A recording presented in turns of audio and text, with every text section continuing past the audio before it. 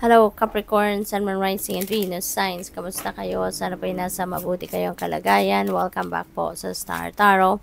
Kung bago kayo rito, welcome din kayo. Thank you for your support. I truly appreciate it. God bless you all.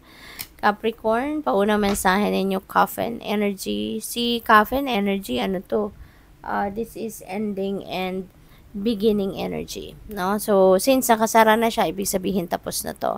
So, meron ditong parte ng buhay ninyo na nagtapos na, no? And, tinapos mo na ito dahil handa ka ng pumasok sa bagong chapter, sa bagong yugto. Handa ka na magsimula ng bagong new beginning, kumbaga, no? So, kung ano man yan, tignan natin, no? Or, kung meron na nga kayong tinapos na sitwasyon, kayo lang tayo nakakaalam niyan, ano, kung ano ito. What else? We have message of concern. Ayan. So, meron kayong maaaring matanggap na balita, sulat, any correspondence, no, na ipag-aalala ninyo. So, pwedeng related ito sa pamilya, pwedeng related sa mga kaibigan, sa trabaho, no? Pwedeng sa career ninyo to, no? Pwedeng meron kayong mabalitaan na hindi kayo mapapakali. Parang ganon, yung mamomroblema kayo, something like that. False person, okay, warning ito sa inyo, Capricorn, mag-ingat kayo with your dealings with other people. Okay? Lalo na sa mga kaopisina ninyo, sa mga katransaction ninyo, ka-deal ninyo, no? Ingat kayo na wag kayong magtitiwala agad-agad, or wag kayong magbibigay ng 100% na tiwala ninyo agad-agad, kasi you never know, 'di ba? You never know kung totoo ang sinasabi ng mga to, or yung mga taong ito ay nagpapakatotoo sa iyo. You never know. Hindi mo alam kung anong pwede nilang magawa. At saka yung taong ito, this could be someone pretentious. Baka magpe-pretend ito na close-closean sa'yo. Magpe-pretend ito na very sincere and loyal sa'yo. Pero yung pala, gusto lang nito mapalapit sa'yo for a reason na baka merong hidden agenda to. Meron lang itong gustong makuha sa'yo, impormasyon, plano mo, diskarte mo, or pwede, no, na tangible, 'di ba? Mga material na bagay ang pwedeng gustong makuha nito from you. Kaya, wag kayong masyadong magtitiwala agad-agad. Use your intuition, okay? Gamitin ninyo, pakinggan ninyo yung intuition ninyo para magabayan kayo, no? Mabigyan kayo ng signal if there is something off with the person na you are dealing with, okay? What else? We have gift. Ayan. So, napakaganda. Meron kayong mahalagang regalo. This is a precious gift na pwedeng matanggap ninyo at this time. No? Napakakinang. So, that could be something precious. Maaring napakahalaga nito sa'yo. Maaring meron sentimental value ito para sa'yo. Or this is something na really, siguro, mahal. Pwedeng pera yan, pwedeng alahas, or pwedeng any material things na mahalaga, no?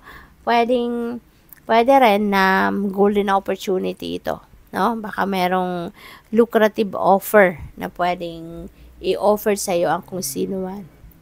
Pwedeng related sa, pwedeng job or business or career opportunity ito, no? Na maaring game changer ito, no? Or once in a lifetime offer. So, what else? We have you are light. Wow. So, maaring ito yung mission ninyo ngayon, Capricorn, no? To be the light also for other people. Baka ang iba sa inyo, kayo yung takbuhan, ng mga tao sa paligid ninyo. When they need enlightenment, when they need advice, kayo nilalapitan. When they need clear direction of where they are heading, maaaring kayo yung nilalapitan at hinihingian ng opinion, hinihingian ng advice, no? So, pwedeng ganon.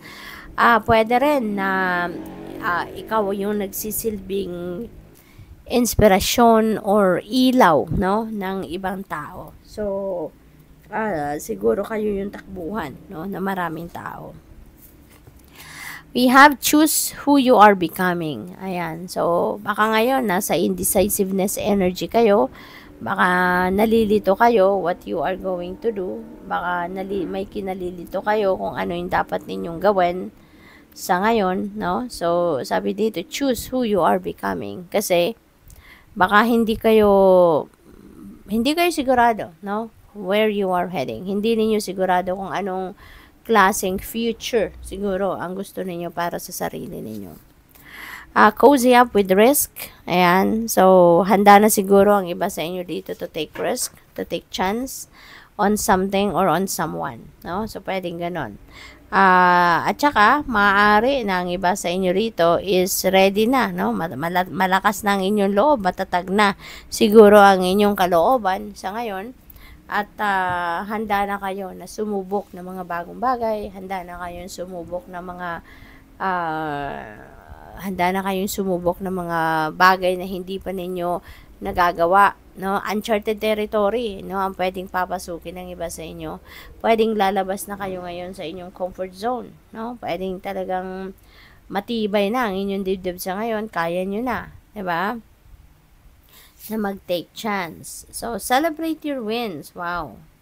Capricorn, meron siguro kayong panalo, no? Baka nanalo kayo sa lottery, nanalo kayo sa STL, nanalo kayo sa kung anumang game of chance, you know, at yun ang isi-celebrate ninyo sa ngayon. Pwedeng ganon.